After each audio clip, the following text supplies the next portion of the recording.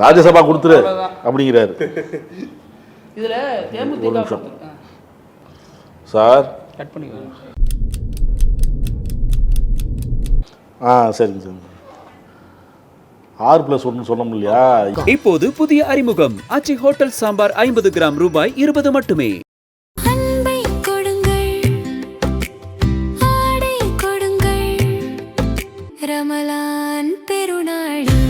Super Sarvana Stores. GT Holidays, South India's #1 travel brand. You know you are special when you're with GT Holidays. கேக்குதா? Check check. யாருக்கு check சொல்றீங்க? Plan பண்ணபடியே வருது. ஏன்னா அப்படிதானே இருக்கு. என்னது? கல நிலவரம் எல்லாத்தையும் செக் வச்சுட்டாரு ஸ்டாலின். அப்படியா? காங்கிரஸ் வைக்கப்பட்ட செக்கா இல்ல அதிமுக வைக்கப்பட்ட செக்கான்னு பாக்குறீங்களா? இல்ல ஒரு பல பேருன்னு சொல்லிட்டாரு. எல்லாருக்கும் தான். ஒட்டுமொத்த கூட்டணிக்குமா? இல்ல ராகுல்ல இருந்து எல்லாருக்கும் செக் வச்சிருக்காரு. ராகுல்ல இருந்து வேல்முருகன் வரைக்கும் செக் வச்சிருக்காரு ஸ்டாலின். அப்படிங்கறதான் அண்ணனோட. என்ன கூப்பிடுங்க 70 நாளுக்கு மேல ஆச்சு, என்ன கூப்பிடுங்கன்னு ஒருத்தர் அடிச்சுக்கிட்டு கிடக்குறாரு. மாணிக் தாகூர்லேருந்து எல்லாருமே அடிச்சுட்டு கிடக்குறாங்க. ஓவரா கத்திரியா இரு அப்படின்ட்டு யாருமே எதிர்பார்க்காத அளவுக்கு தேமுதிக திடீர்னு இன்னைக்கு வந்துருச்சு. ஆமா, பெரிய விஷயமா பாக்குறாங்க எல்லாருமே ஒரு பெரிய விஷயமா தான் பாக்குறாங்க. எதிர்பாருங்கள் கமல் சொல்லுவார். அவரை வச்சுக்கிட்டு ஸ்டாலின் இந்த வேலையை பண்ணி முடிச்சாரு. இன்னைக்கு காலையில பிரேக்கிங் வரும்போது எந்த பக்கம் போக போறாங்கன்னா, சமீபத்துல ஈசா விழால வேலுமணி சந்திச்சதெல்லாம் பார்த்தோம். அப்போ அது வரைக்கும் அதிமுகவோட தான் போக போறாங்க தேமுதிக, அதெல்லாமே உறுதி பண்ண பேசினாங்க. அப்ப இன்னைக்கு காலையில பிரேக்கிங் வந்துச்சு, இன்னைக்கு அறிவிக்க போறாங்க பிரேமலதா முடிவுன்னு சொல்லிட்டு. சரி, அப்போ எம்ஜிஆர் மலை நோக்கி தான் வண்டி போகும்னு பார்த்தா திடீர்னு டைவர்ஷன் எடுத்து அண்ணா அறிவாளி நோக்கி போயிருச்சு. அங்க எல்லா உண்மையிலேயே சாக்குதா பாக்குறவங்க இல்லை, அது உண்மைதானா இல்ல தேமுதிக அறிவிச்சுட்டாங்களா திமுக கூட கூட்டணி வரும்னு சொல்லிட்டு, இல்ல மீண்டும் சஸ்பென்ஸ் வைக்க போறாங்களான்னு சொல்லிட்டு ஒரு பரவரம் நிலவிட்டு இருந்த டைம்ல தான் உள்ள போய் ஸ்டாலினை பார்த்து எல்லாமே பரஸ்பர ரீதியில கூட்டணி அமைச்சிட்டோம், திமுக கூட்டணி. அதாவது முதல் முறையா தேமுதிக ஆரம்பிச்சதுக்கு அப்புறம் திமுகவோட முதல் முறையா கூட்டணி வைக்கிறாங்க. கலைஞர் சொன்னது போல பழம் நழுவி பாலில் விழும் அப்படின்ற மாதிரி நம்பிக்கையில சொல்லிட்டு இருந்தாங்க. 10 வருஷம் கழிச்சு விழுந்துருக்கு. அதான் கலைஞர் படம் நழுவி பாலில் விழுன்னு சொன்னாரு. இப்ப அது நழுவி வாயில் விழுந்துருச்சு திமுகவுக்கு. அறிவாலயத்துல டைரக்டா தேமுதிக உள்ளே வந்துருச்சு. அப்படி இனிமே என்ன பிரச்சனை அப்படின்னா, இது நாள் வரைக்கும் தேமுதிக குறித்தான பார்வை என்ன, இனிமே என்ன பார்வை அப்படிங்கிறதான் பார்க்க வேண்டியதா இருக்கு. இது வரைக்கும் திமுக தேமுதிக குறித்து செட் பண்ண நெரேட்டிவ் என்ன, அவங்க வாக்கு வங்கி கம்மியாக இருக்காங்க, தோக்குற கூட்டணியில் இருக்காங்க. இப்போ உள்ளே வந்ததுக்கப்புறம் காலையிலேருந்து பார்த்தீங்களா நெரேட்டிவ் எவ்வளோ பயங்கரமாக செட் பண்ணிட்டாங்கன்னா திமுக, அதில் தான் திமுக அடிச்சுக்கவே முடியாதுல்ல.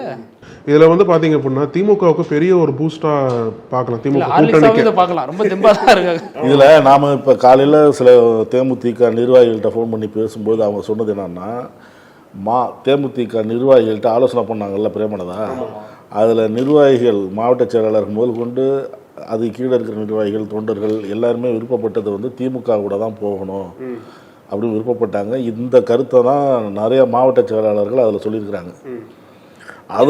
அதில் தான் அவங்க உஷாராகி இன்னும் இவ்வளோ உறுதியாக இருக்கிறாங்க திமுக கூட்டணிக்கு போகணும்னு சொல்லி அப்படின்னு கொஞ்சம் உஷாரானாங்க பிரேமலதா அப்படின்னு ஒன்று. இன்னொன்று, இவங்க எதிர்பார்த்த மாதிரியான ஒரு பிடிமானத்தை அதிமுக கொடுக்கவே இல்லை. அது ஒரு தகவலாகவும் அவங்க சொல்றாங்க. ஏன்னா அது அந்த நிர்வாகிகளோட மைண்ட் செட் என்னவா இருந்தது அப்படின்னா, திமுகவோட போனா மட்டும் தான் நம்மளுக்கு ஏதோ ஒரு அரசியல் எதிர்காலம் இருக்கும், அவங்க தான் இன்டாக்டா இருக்காங்க.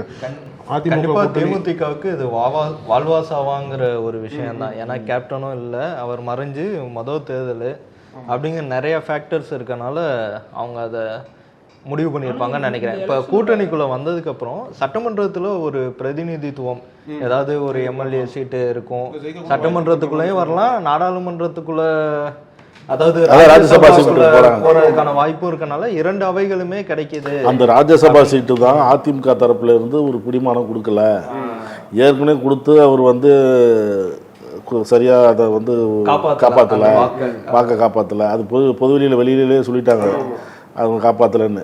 இந்த முறையும் அதிமுக தராது அப்படிங்கிற ஒரு உறுதியாக அவங்க நம்பிட்டாங்க. அவரும் அதிகமாக நம்ம தரமாட்டோங்கிறதுனால ரொம்ப நெருக்கடியும் அதிமுகவும் தேமுதிகிட்ட நெருக்கடி கொடுக்கல. அதிமுக கூட்டணிக்கு வாங்க அப்படின்னு சொல்லி அதான் அதிமுக நெருக்கடி கொடுக்கல, ஆனா பாஜக அதற்கான காய்களை நகர்த்திட்டே இருந்துச்சுல்ல. பாஜக நகர்த்துச்சு, ஆனா இவங்க ராஜ்யசபா சீட்டு வேணும்னு ஒரு உறுதியில் இருக்கிறாங்கல்ல, அது கூட ஓகே தான் சொல்லியிருந்தாங்க. ஆனா பிரேமலதா விஜயகாந்தை பொறுத்த வரைக்கும் ஜெயிக்கிற கூட்டணி எது, நம்ம இப்போ எம்பி சீட்டை தாண்டி மாநிலத்தில் நம்ம சஸ்டெயின் பண்ணணும் அப்படின்னா குறிப்பிட்ட எம்எல்ஏ சீட்டு வேணும், அதில் நம்ம ஜெயிக்கக்கூடிய வாய்ப்புகளும் இருக்கணும். அதன் அடிப்படையில் தான் அதை நோக்கி நகர்ந்து தேர்தல்களாக தோல்வியை தான் உங்களுக்கு கிடைச்சிருக்கு. இப்போவாச்சும் ஒரு ஜெயிக்கக்கூடிய நம்பிக்கை கிடைச்சா மட்டும்தான் கட்சியை உயிர்ப்போட வச்சுக்க முடியும். ரெண்டாவது முக்கியமான பாயிண்ட் என்னன்னா, கலைஞர் இருக்கும்போது அதிமுகவுக்கு மாற்றா எந்த ஒரு மாநில கட்சி பார்த்தார் அப்படின்னா தேமுதிக தான் பார்த்தார். தொடர்ந்து விரும்பிட்டே இருந்தார் இந்த கூட்டணி வந்துடணும். திமுகவுக்கு மாற்றாவே தேமுதிக தான் இருந்துச்சு. அப்படிதான் கொண்டு வந்தது அந்த கட்சி. கட்சியா இருந்துச்சு. ஆமாமா, விஜயகாந்த் கொண்டு வந்தபோது அதான் சொன்னார், 2 திராவிட கட்சிகளுக்கு மாற்றா தான் நான் கொண்டு வருவோம், அதனால கூட்டணி சேர மாட்டோம். ஆமா, ஜெயலலிதாவுக்கு ஆப்போனண்டா அதிகாரப்பூர்வ எதிர்கட்சியா விஜயகாந்த் தான் உட்கார்ந்தார். திமுக அப்ப 28 27 அந்த ரேஞ்சில சுருங்கிட்டாங்க. அப்போ அவங்க 2 பேர் போட்ட சண்டையெல்லாம் ஸ்டாலின் ரசிச்சபடி வேடிக்கை பார்த்ததெல்லாம் இப்பவும். ஆமாமா, இந்த 2014-16 காலகட்டத்தில் கலைஞர் ரொம்ப விரும்பினார் அந்த கூட்டணி. ஏன்னா தேமுதிக கூட அந்த அளவுக்கு விரும்புவாங்களா தெரியல. கலைஞர் வந்து பல இடங்கள்ல பேசியிருந்தார், இந்த மாதிரி நிச்சயமா தேமுதிக வந்து திமுக சேரணும் அப்படின்ற மாதிரி நம்பிக்கையை வெளிப்படுத்தியிருந்தார். ஆனா கடைசி வரைக்கும் எதுக்காக அவர் நம்புறாரு அப்படின்னா, விஜயகாந்தோட அந்த அந்த அந்த கெப்பாசிட்டி கிரவுண்டில் 2006-2010 காலகட்டங்களில் தேமுதிக வந்த முதல் தேர்தலே வந்து அந்தளவுக்கு பெரிய வாக்கு வங்கி வச்சுருந்தாங்க. தமிழ்நாட்டில் 3வது ஒரு பெரிய சக்தியாக வளர்ந்தாங்க. அப்போ இந்த ஒரு கட்சியை நம்ம அரவணைச்சிட்டோம் அப்படின்னா அதிமுகவுக்கு ஒரு நல்ல கவுண்டரை கொடுக்க முடியும்னு சொல்லிட்டு தான் கலைஞர் விருப்பப்பட்டார் அந்த கூட்டணிக்கு. ஆனால் இறுதி வரைக்கும் தேமுதிக பிடி கொடுத்து இது வரல கூட்டணிக்கு. சொல்றது மக்கள் நல கூட்டணி சமயத்துல கலைஞர் சொல்றாரு இல்லையா, இப்ப மொத்த மக்கள் நல கூட்டணியுமே திமுகவுல தான் ஐக்கியம். ஆமா, கரெக்ட். ஆமா, கம்யூனிஸ்ட்ல இருந்து மதிமுக எல்லாம் அப்போ வந்து யாரை எதிர்த்து 2016 இந்த அணிகள்லாம் சேர்ந்து போட்டுச்சோ இன்னைக்கு அவங்கள வலுப்படுத்துறதுக்காக 2026 வந்திருக்கு. 10 வருஷத்துல நடந்த இந்த மாற்றம்ங்கிறது அரசியல்ல நேரெதிரா நடந்த ஒரு சம்பவமா இருக்கு. பாத்தீங்களா, மக்கள் நல கூட்டணி வந்து அதிமுக பி டீமா சொல்லப்பட்டது. ஆனா அவங்க தான் வந்து ஓட்டுகளை பிரிச்சு அதிமுக ஃபேவரா பண்ணாங்கன்னு மாதிரி சொல்லப்பட்டது. மொத்தமா தேமுதிகவோட ஒரு ப்ராக்டிக்கல் அப்ரோச்சாக தான் என்ன நடக்கும், ப்ராக்டிக்கலாக போயிடுவோம், எதுக்கு ரொம்ப ஏற்றுக்கிட்டு எதுக்கு ரொம்ப இது பண்ணிக்கிட்டு, யார் ஜெயிக்கிறாங்களோ இப்போதைக்கு கட்சி முக்கியம், வாக்கு முக்கியம், அந்த ஒரு கேப்டனோட லெகசி முக்கியம், அந்த விஷயங்கள்லாம் வச்சு அவங்க ப்ராக்டிக்கலாக போயிட்டாங்க அப்படிங்கிறது தான் எடுத்து. தமிழ்மோகன் சரி இதில் வராரு, இதில் திமுக வட்டியில் வராரு, கருணாசு உள்ள வராரு. இப்போ இந்த ஏற்கனவே மனிதநேயர்கள் மக்கள் கட்சி உள்ள இருக்கு. இப்போ இந்த மாதிரி விஷயங்கள்லாம் இருக்குது. இப்போ ஏற்கனவே விசிகா கம்யூனிஸ்ட்டு எல்லாமே இருக்காங்க. இன்னைக்கு இந்த கூட்டணி சேர்ந்ததுக்கப்புறம் எல்லாத்தையும் கருத்து கேட்டாங்கல்ல தொலைக்காட்சிகளில். அதில் கம்யூனிஸ்ட் வீரபாண்டியன் கூட என்ன சொல்கிறாரு, வரட்டும், எங்களுக்கு பொறுத்த வரைக்கும் பாஜகவை வீழ்த்தணும், அவ்வளவுதான், தாராளமாக வரட்டும் அப்படின்னு தான் சொல்கிறாங்க எல்லாருமே. இதில் முக்கியமான விஷயம் என்ன தெரியுமா, கலைஞர் பற்றி நம்ம தொடர்ந்து பேசும்போது கலைஞர் ஒரு காலத்தில் தேமுதிகவா, அதாவது தேமுதிக விரும்பின அளவிற்கு அழகிரியை விரும்பலை. அழகிரி கூட எனக்கு வேண்டாம், தேமுதிக தான் வேணும்னு சொல்லிட்டு பெத்த மகனையே கூட கட்சியிலிருந்து ஒதுக்கி வைக்கிற நிலைமைக்கு போனது. அந்த அளவுக்கு கலைஞர் தேமுதிகவோட சேர விருப்பப்பட்டார். இந்த 2014 லோக்சபா தேர்தலில் அழகிரி என்ன சொன்னார் அப்படின்னா, விஜயகாந்த்னா ஒரு அரசியல்வாதியே கிடையாது, அவரை நேர்த்துக்கவே மாட்டேன்னு சொல்லிட்டு விழாப்படியே நின்னார். அப்போதான் கலைஞரும் ஸ்டாலினும் இந்த மாதிரி அவங்க விருப்பப்பட்டாங்க, ஆனால் அழகிரி விருப்பப்படல. அப்போ கலைஞர் என்ன சொன்னார் அப்படின்னா, இந்த மாதிரி யாரெல்லாம் அவர் வந்து சகோதரர் நல்ல முடிவு எடுப்பார் அப்படின்னு சொன்னார். அப்போ விஜயகாந்த் வந்து நான் என்ன கோழி குண்டு விளாண்டப்பா அதுல டென்ஷன் ஆகி தான் அழகிரி வந்து அந்த மாதிரி சொன்னது. அது மட்டும் இல்லாமல் அழகிரி நீக்கப்பட்டதுக்கு உட்கட்சி பிரச்சனை காலகட்டம் இருந்துச்சு. இப்போ வந்து கட்சிக்கு அகைன்ஸ்ட் யாரெல்லாம் செயல்படுறாங்களோ அவங்கெல்லாம் வந்து கலைஞர் கடுமையாக கண்டிச்சார், அதில் அழகிரியும் சேர்த்ததான் கண்டிச்சார். இப்போ தொடர்ந்து அழகிரி இந்த மாதிரி கூட்டணிக்கு எதிராக பேசுனதுனால தான் உட்கட்சி பிரச்சனையும் காரணமாக இருந்தது. அழகிரியை வந்து திமுகவே நீக்கி வச்சாங்க. இதில் ஒரு புள்ளி நம்ம பார்த்தாகணும். பிரேமலதா விஜயகாந்த் என்ன சொன்னாங்க, ஜனவரி 9ஆம் தேதி கூட்டணி குறித்து அறிவிப்பு வெளியிடுவேன், கடலூர்ல மாநாடு நடத்தினாங்க, அதில் சொல்லுவேன்னு சொல்லியிருந்தாங்க. 9ஆம் தேதி மீட்டிங் முடிகிற வரைக்கும் உட்காந்து பார்த்து எல்லாருக்குமே ஏமாற்றம் தான் மிஞ்சினுச்சு. நான் தொண்டர்களோட பேசிட்டு இருக்கேன், அப்போ அறிவிக்கிறேன்னு சொல்லிட்டு கம்மா போட்டுட்டு யாருமே அறிவிக்கல, நாங்கள் அறிவிக்கணும்னு சொல்லி கேட்டாங்க. ஆமா, யாருமே அறிவிக்கல, இது ராஜதந்திர நடவடிக்கை மாதிரி பேசிட்டாங்க. அடுத்து பிப்ரவரி 17ஆம் தேதி சொல்றோம் அப்படின்னு சொல்லிட்டு இருந்தாங்க. அதுக்கு இடையில தான் சிவராத்திரி மீட்டிங்லாம் நடந்துச்சு. கிட்டத்தட்ட எல்லாம் உறுதியாயிடுச்சுன்னு சொல்றப்போ தான் கடைசி நேரத்தில் 2 நாள் கழிச்சு இன்னைக்கு திமுக இப்படி ஒரு ஸ்ட்ராட்டஜி பண்ணிருக்கு. இப்போதான் எல்லாரும் திமுக என்ன சொல்றாங்கன்னா, ஸ்டாலின் இஸ் மோர் டேஞ்சரஸ் தென் கலைஞர், கலைஞரால் செய்ய முடியாததை ஸ்டாலின் செஞ்சு காமிச்சிட்டாரு அப்படிங்கிறாங்க. ஆனால் எனக்கு என்ன சந்தேகம் வருதுன்னா, இப்போ என்ன தேமுதிகவுக்கு வாக்கு வங்கி இருக்குது? கடந்த தேர்தலில் போட்டிக்கிட்டு 60 தொகுதிகளையும் தோற்று போயிட்டாங்க. கிட்டத்தட்ட 0.5% அல்லது 4% இதுதான் அவங்களுடைய வாக்கு வங்கியாக இருக்குன்னா, திமுகவுக்கு தேமுதிக உள்ள வரதுனால என்ன லாபம் வந்துடும்? இல்லை, இந்த மாவட்ட ஒரு கேள்வி சார், வட மாவட்டங்களில் பாமகவுக்கு எதிராக வந்து அந்த வாக்கு வங்கியோட தேமுதிக இருக்கு, பாமகவுக்கு ஒரு மாற்றா இருக்கணும்னு சொல்றாங்க, அது உண்மையா? வட மாவட்டங்களில் இவங்க கட்சி கொஞ்சம் இருக்கு, இல்லைன்னா புரிந்துள்ள முடியாது. இறங்கி வந்து விடாப்புடியாக உள்ளே அழைச்சிட்டு வந்தது ஏவா வேலு தான், நேருவும் தான். ஒத்த காலில் நின்று முதலமைச்சருக்கே விருப்பம் இருக்கா, என்ன ஒரு கட்டத்தில் என்ன வருவாங்களெல்லாம் விட்டுருங்க அப்படின்னா கூட, இல்லை அவசியம் வேணும், இந்த பகுதியில் திமுக இன்னும் கொஞ்சம் கூடுதல் வெற்றி பெறணும்னா அவங்க அவசியமாக வேணும்னு சொல்லி ஏவாவேலு வந்து இருந்து பேசி தான் அழைச்சிட்டு வந்திருக்கிறாரு உறுதி கொடுத்து. அந்த பக்கமும் அவங்களுக்கு வந்து ராஜ்யசபா சீட்டு கிடைக்கிறதுக்கான வாய்ப்பு சுத்தமாக இல்லை. டிடிவி அன்புமணி அது கேட்குறாங்க. ஆமாம், அது இல்லாமல் அதிமுக உள்ள தம்பிதுரை அதெல்லாம் ஒன்றும் முடியாது. அது இல்லாமல் எல்லாருமே போயிட்டு எங்களுக்கு வாய்ப்பு இல்லை. ஜிகே வாசன் இந்த மாதிரி அங்கே லிஸ்ட்டு போயிட்டு பெருசாகவே இருக்குது. அந்த அதை எப்படி முயற்சி பண்ணிட்டு தான் இருக்காரு அவர். அது இந்த மாதிரி நிறையா இருக்குது. இதில் வந்து நான் எப்படி அவர் எடப்பாடி பயங்கர குழப்பத்தில் இருக்கிறாரு. அதனால் அங்கே வந்து ஒன்றுமே வேலைக்கு ஆகாது, கூட்டணியும் பலம் இல்லை அப்படிங்கிற முடிவில் தான் இவங்க இங்கே வந்திருக்கிறாங்க. வட மாவட்டங்களில் இவங்களுக்கு செல்வாக்கு இருக்கிறத வந்து யாரும் புறந்தள்ள முடியாது. அவர் கேட்ட மாதிரி அவங்களுக்கு வாக்கு வங்கி இன்னும் இருக்கா? 60 தொகுதியில் தோத்தாலும் வாக்கு வங்கி இருக்கா? 60 தொகுதியில் தோன்றது உண்மைதான், இல்லைன்னு சொல்ல வரல. இப்போ விருதுநகரில் நீங்கள் எதிர்பார்த்தீங்களா? இல்லை சுத்தமாக எதிர்பார்க்க. நீ விருதுநகர் சொன்னது ஞாபகம் வருது எனக்கு. காங்கிரஸ், அதாவது காங்கிரஸ் கவுண்டர் கொடுக்குற விதமா திமுக தேமுதிகவை சேர்த்துக்கிட்டாங்க. அதான் முதல்ல சொன்னேன், எல்லாருக்கும் நிறைய பேருக்கு செக் வச்சுட்டாங்க. இதுல எனக்கு என்ன டவுட்னா, விருதுநகர் தொகுதியில போற போக பார்த்தா காங்கிரஸ் தவிர எல்லாத்தையும் கூப்பிட்டு பேசிட்டு மிச்சம் இந்த தீபாவளிக்கு ஸ்பெஷல் வந்து ஜவுளி கடையில் டிசைன் இவ்வளோ தான் இருக்குது, எல்லா டிசைனும் எடுத்துகிட்டு போயிட்டாங்க, மீதி இவ்வளோ தான் இருக்குது, வெறும் எடுத்துக்க அப்படிங்கிற மாதிரி காங்கிரஸ் போய்டும் நினைக்கிறேன். இதில் கடைசியாக விருதுநகர் தொகுதியில் விஜய பிரபாகரன் தோற்கடிக்கப்பட்டப்ப பிரேமலதா விஜயகாந்த் ஒரு அருமையான வாசகம் சொல்லியிருப்பாங்க. ஒரு சின்ன பையன்னு பார்க்காம அவனை தோற்கடிச்சிட்டிங்க, நீங்களாம் நினச்சிருந்தா ஜெயிக்க வச்சிருக்கலாம் அப்படிம்பாங்க. இப்போ அந்த சின்ன பையனை வச்சு மாணிக்கம் தாக்கூருக்கு கவுண்டர் கொடுக்குறாரு. சந்தேகமா இருக்கு. அந்த சட்டமன்ற தேர்தலில் கூட நான் விஜய் பிரபாகரனை போட்டி போட வச்சு, விருதுநகர்லேயே போட்டி போட வச்சு, அவருக்காக மாணிக்கம் தாக்கூர் வாக்கு சேகரிக்கிற மாதிரி நிலைமை வந்துருமோ அப்படின்ற ஒரு இதுவும் இருக்கு எனக்கு. இல்லை, அவரை நிப்பாட்டி ஜெயிக்க வச்சாலே அது மாணிக்கம் தாக்கூருக்கு ஒரு பெரிய சிக்கல் தான். அதை தாண்டியும் பார்த்தீங்கன்னா இந்த கூட்டணியை பொறுத்த வரைக்கும் இப்போ தேமுதிக உள்ளே வந்திருக்கிறது அப்படிங்கிறது விஜய்க்கும் வச்ச ஒரு செக்கு தான்.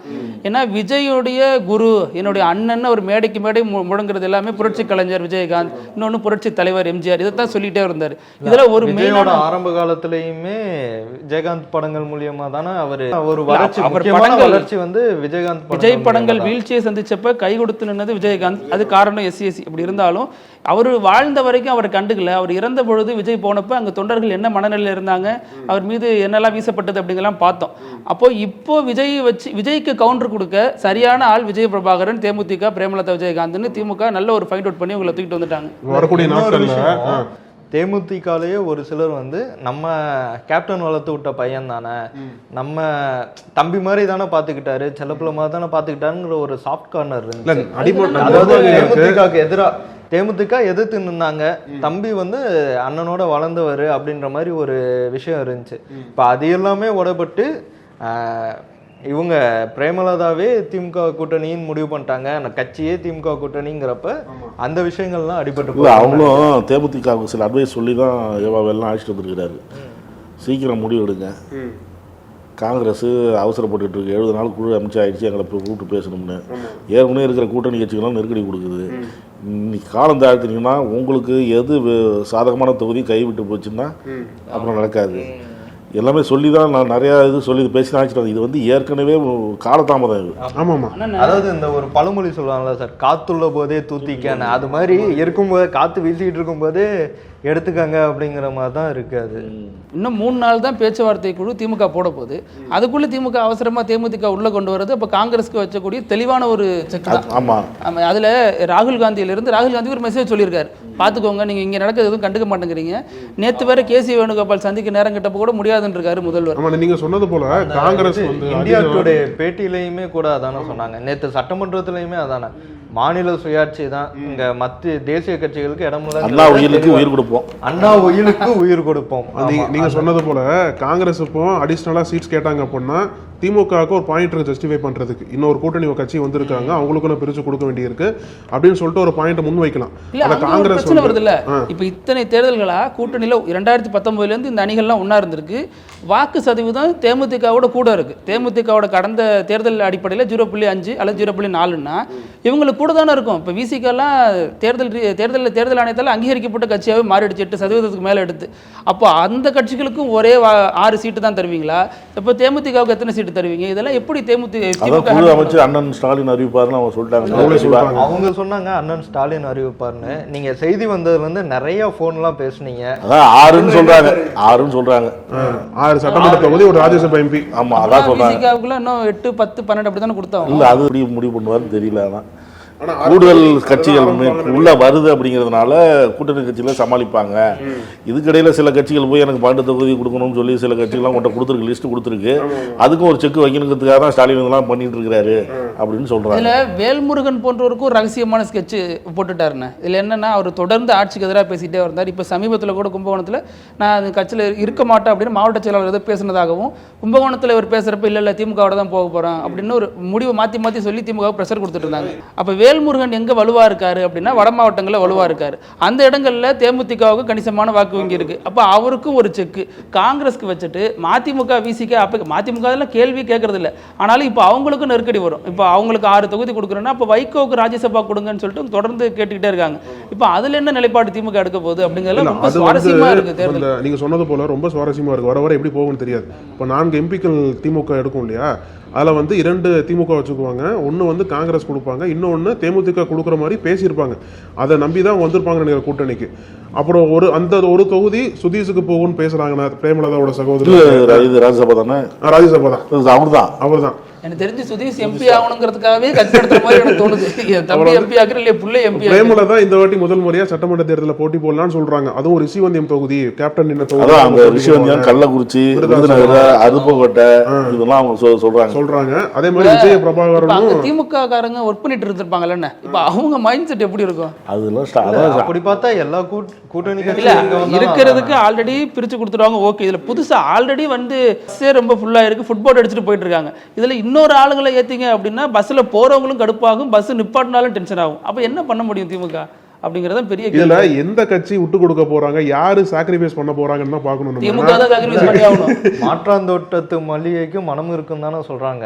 அப்ப எத்தனை பேர் வந்தாலும் ஏத்திட்டு காங்கிரஸ் தான் சாக்ரிஃபைஸ் பண்ணுவாங்க. சாக்ரிஃபைஸ் பண்ணி ஆகணும். ஏன்னா இவ்வளவு நாள் பண்ணதுக்கு அவங்க இவ்வளவுதான் கொடுக்க முடியும்னு சொல்றாங்கன்னு வச்சுக்கோ, ஒரு வழியில் காங்கிரஸுக்கு.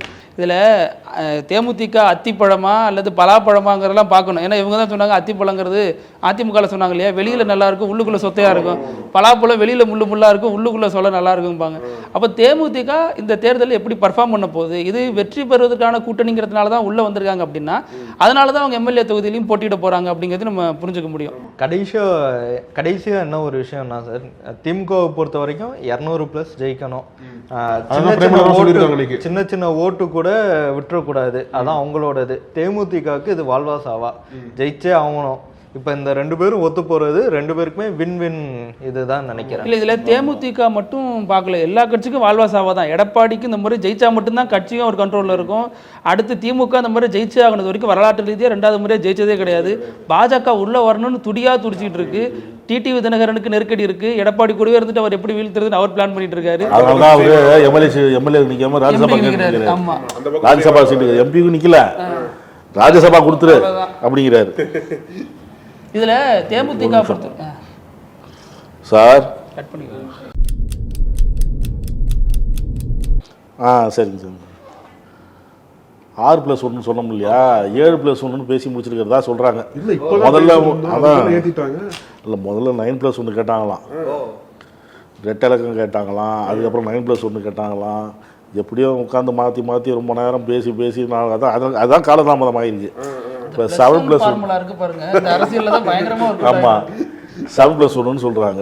7 சட்டமன்ற தொகுதியில் ராஜ்யசபா அப்படின்னு அதுவும் இறுதி ஆகல இன்னும். இன்னை வரைக்கும் அது இறுதி ஆயிடுச்சுன்னா அவங்க சொல்லியிருப்பாங்கல்ல, அண்ணன் அறிவிப்பார் அப்படின்னு சொல்லிட்டு போறாங்க. ஏன்னா இன்னும் இப்போ தமிழ்மணி சாரி கருணாநிதி உள்ள வராரு. இப்போ ஏற்கனவே உள்ளவங்க எல்லாம் சேர்த்து கேட்குறாங்க.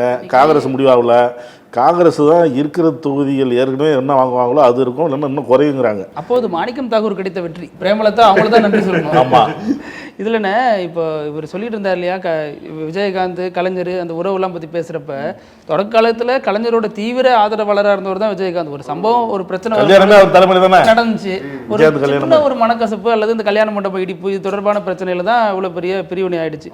அதற்கப்புறமும் கலைஞர் இறந்த பொழுது உடல்நிலை சரியில்லாம இருந்த விஜயகாந்த் வெளிநாட்டில இருந்து வந்து அவர் வந்து நேரடியா விமான நிலையத்துல இருந்து நேரா கலைஞருடைய நினைவு இப்படி அழுதாரு, அமெரிக்காலே வந்து அழுதெல்லாம் பார்க்கணும். இப்படி அழுதாரு, கதறி கதறி அழுதாரு. அதே மாதிரி இந்த வடிவேலு பிரச்சாரம் எல்லாம் இப்போ மைண்ட்ல வந்து போகுது. வடிவேலு தேமுதிக இப்பதான் சேர்ந்திருக்காங்க, கரெக்டா பிரிக்கிற பாயிண்ட் தூக்கி போட்டீங்க பாருங்க. கரெக்டா வடிவேலு தான் இப்ப வடிவேலும் பிரச்சாரத்துல வருவாரு. இப்ப கேப்டனுக்காக பிரச்சாரம் பண்ணுவாராங்கிறது கேள்வி. அவர் அந்த வடிவேலோட பழைய பிரச்சாரம், திருவாரூர் பிரச்சாரம் வரையெல்லாம் கேட்டிங்கன்னா பயங்கரமாக இருக்கும். இப்போ அதுக்கு அப்பார்ட் பண்ணி நம்ம பேசணும் அப்படின்னா, இப்போ கேப்டன் இறந்த பொழுதும் கூட இவங்க தரப்புலேருந்து போனாங்க இல்லையா, இவர் ஸ்டாலின் போய் பார்த்தாரு, உதயநிதி போய் பார்த்தாரு, அரசு மரியாதை பண்ணாங்க. அதற்கப்புறம் இயல்பான ஒரு பிணைப்பு 2 பேருக்கு இடையில ஏற்பட்டுடுச்சு. அதை நீட்சியாகவும் அந்த கூட்டணியை பார்க்க முடியுது. நம்ம அதில் இல்லத்துக்கு போனாங்க, அதுக்கப்புறம் அங்கே தீவுத்திடல் அங்கே வச்சுருந்தாங்கல்ல, அங்கே போனாங்க. அதுக்கப்புறம் இறுதி மரியாதைக்கு 2 பேர் வந்திருந்தாங்க. ஸ்டாலினோட சகோதரர் முத்துவோட இறப்புக்கு அப்புறம் கூட பிரேமலதா ஸ்டாலினை பார்த்துட்டு வந்தாங்க. எல்லாருக்கும் செக் வச்சுட்டு வடிவேலுக்கு எதுக்குன்னு செக் வச்சாங்க. பாவம் இப்பதான் அவர் வெளில வந்து பேசிட்டு இருக்காரு. மறுபடியும் இப்போ என்ன பண்ணுவாருன்னு தெரியல. இப்போ அந்த கட்சியிலேயே இருக்கிற இப்போ எனக்கு என்ன இன்னொரு டவுட்னா, கட்சியிலேயே இருக்கிற சந்திரகுமார் இப்போ எம்எல்ஏ ஆனார்ல, விசி கிழக்கு, ஆமா, அவரோட மைண்ட் செட் எப்படி இருக்கும்? கஷ்டப்பட்டு அங்கேருந்து வந்து பின்னாடியே ஃபாலோ பண்ணி வந்துட்டாங்களே அப்படின்னு. இப்போ தான் வளர்த்த கட்சியை திருப்பி உயிர் பெறுதுன்னு நம்ம சந்தோஷப்படுவார் இருக்கும். ஏன்னா அவர் ஆரம்ப காலத்துலேருந்து இருந்தவர். பிரேமலதா விஜயகாந்த் தேமுதிக பொறுத்த வரைக்கும் லெஃப்ட்டில் இண்டிகேட்டர் போட்டு ரைட்டில் கையை காட்டி ஸ்ட்ரைட்டாக அறிவாலயத்துக்குள்ள போயிட்டாங்க. அதுதான் இந்த தேர்தலுடைய பெரிய சுவாரஸ்யமாக பார்க்கப்படும். கலைஞர் இருந்த வரைக்கும் தேமுதிக எப்படி பார்த்தாங்க அப்படின்னா, அச்சம் அப்புறம் நம்பிக்கை. எதுக்கு அச்சப்பட்டாங்க அப்படின்னா, அச்சம் கலைஞருக்கு அச்சம்னா அதெல்லாம் அரசியல் உரிமை கிடையாது அவர்கள்லாம். ஆனால் இருந்தாலும் என்ன ஒரு தயக்கம் அப்படின்னா, ஏதோ ஒரு வகையில் நம்மளோட ஓட் பேங்கை தேமுதிக பாதிச்சிருமோ, அவரோட எழுச்சி வந்து நம்மளை பாதிச்சிருமோன்னு சொல்லிட்டு தான் கலைஞர் வந்து ஒரு இதுவாக பார்த்தார் தேமுதிகவை. ஆனால் என்ன நம்பிக்கை கொடுத்தது அப்படின்னா கலைஞருக்கு, தேமுதிக நம்மளோட வந்துட்டாங்க அப்படின்னா தேமுதிகவை வச்சு அதிமுகவை எதிர்த்து நம்ம ஈஸியாக அரசியல் பண்ணலான்ற மாதிரி நம்பிக்கையில் இருந்தது கலைஞரோட திமுக. ஆனால் அப்போ வந்து கூட்டணி செட் ஆகலை. ஆனால் இதுக்கப்புறம் ஸ்டாலினோட திமுக, ஸ்டாலின் தலைமையில் அதை வந்து சக்ஸஸ்ஃபுல்லாக ஸ்டாலின் வந்து அக்கம்ப்ளிஷ் பண்ணியிருக்காரு. இது வரைக்கும் கூட்டணியே சேராத ஒரு கட்சி வந்து இப்போ கூட்டணியில் வந்திருக்காங்க. இதுக்கு மேலே சொல்றது போல ஒரு பெரிய பூஸ்டாக இருக்கும் திமுக கூட்டணிக்கு அப்படின்ற மாதிரி பண்ணியிருக்கீங்க. அதிமுகவுக்கும் ரொம்ப நாள் பயணித்த கட்சி தேமுதிக, அது வந்து அதிமுக கூட்டணியில். இப்போ அப்படி ரொம்ப நாள் பயணிச்சும் எடப்பாடி மேலே ஒரு நம்பிக்கை இல்லைன்னு அவங்க சொல்லும் பொழுது மற்ற புதுசாக அதிமுகவுக்கு போகிற கட்சிகளும் யோசிக்கும். கண்டிப்பாக இப்போ நீங்கள் சொல்கிற மாதிரி எடப்பாடி பழனிசாமி கடைசியாக அந்த ஒரு சீட்டு தராதனால தான் இவ்வளோ பிரச்சனை வெளிலே வந்துட்டாங்க. ஆனால் திமுக கூட்டணியில் அது கமலுக்கு சொன்னபடி கொடுத்துட்டாங்க, வைகோவுக்கு சொன்னபடி கொடுத்துட்டாங்க. அந்த நம்பகத்தன்மை திமுக உருவாக்கிடுச்சு. இன்னொன்று என்னன்னா, இப்போ ப்ரெஸ் மீட்லேயே நீங்கள் பார்த்துருக்கலாம் எவ்வளோ சந்தோஷமாக சுதீஷ் பேசினார், பிரேமலதா விஜயகாந்த் பேசினாருன்னு. இதுதான் அவங்களோட முடிவாகவும் இருக்குது. எனக்கு என்ன ஒரே ஒரு கவலை அப்படின்னா, இப்போ விஜய பிரபாகரன் வந்து கடுமையாக பேச போகிறாரு, அது எப்படி திமுக எப்படி ரசிக்க போகிறாங்க அல்லது அவருக்கு ட்ரெயின் பண்ணுவாங்களா அப்படிங்கிறதும் தெரியல. இயல்பாகவே அப்படி தான் பழக்கப்பட்டிருக்காரு அவர். இப்போ திமுகவுக்கு எதிராக பேசி பேசி பழக்கப்பட்டவர். திமுகவை ஆதரித்து எப்படி பேச போகிறாரு அப்படிங்கிறது நம்ம பார்க்கணும். ஆமாம், அரசியல் இதெல்லாம் சகஜம். அரசியல் அதெல்லாம் சாதாரண பப்பான்னு போயிடுவாங்க. நக்கீரன் டிவிக்கு சப்ஸ்கிரைப் செய்யுங்கள். உங்கள் ஆதரவே எங்கள் பலம். ஆசிரியர்களுக்கு நண்பனாகவும் மாணவர்களுக்கு ஆசானாகவும் திகழும் தேர்வு வழிகாட்டி. ஒவ்வொரு பாடத்திற்கும் அனுபவமிக்க ஆசிரியர்களின் துல்லியமான தெளிவான விடைகள். CNC இருக்கு, தேர்வு பயம் எதற்கு? இது தீரன் பப்ளிஷிங் ஹவுஸ் விற்பனை வெளியீடு.